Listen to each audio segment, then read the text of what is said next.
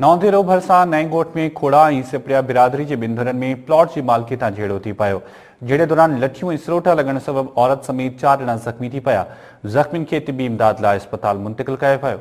अव्हांखे आगाह कयो पियासीं। नौंधेरो भरसा नई गोट में खोड़ा ऐं सिपड़िया बिरादरी के बिंदरनि में प्लॉट की मालिकी तां झेड़ो थी पियो।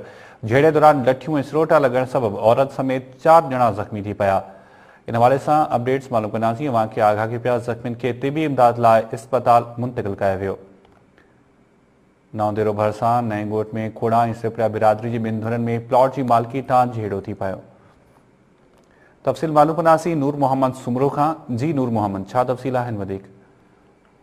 जी शायद नौंधेरो भरसा नई गोट में प्लाट के मालिकियत खोड़ा ऐं सुपड़ा बिरादरी विच में झेड़ो थी पियो। झेड़े में लठियुनि मुकुनि ऐं सिरोटुनि जो आज़ादाना इस्तेमाल कयो वियो, जंहिं सबबि ॿिन्ही धुरियुनि जा एक औरत समेत 5 ॼणा ज़ख़्मी थी पिया। ज़ख़्मियुनि में नजमा खातून, अब्दुल वाहिद खोड़ो, मजीद खोड़ो, जॾहिं त ॿी धुर जो आफ्ताब सुबड़ो सख़्तु ज़ख़्मी थी पियो।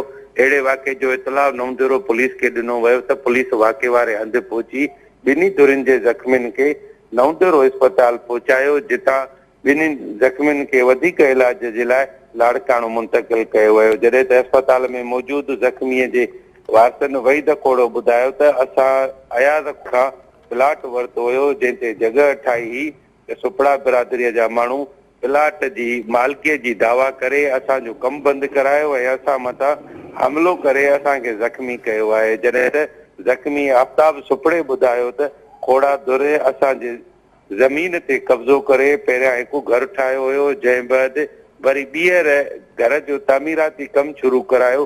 असां उन्हनि खे कम खां मना कई त उन्हनि असांखे डंडा हणी ज़ख़्मी करे छॾियो आहे। जॾहिं त ॿिन्ही धुरियुनि जो हिन वक़्त ताईं केस दाख़िल थी न सघियो आहे। जी ठीक है, वॾी महिरबानी नूर मोहम्मद सुमरो अपडेट करण जे लाइ।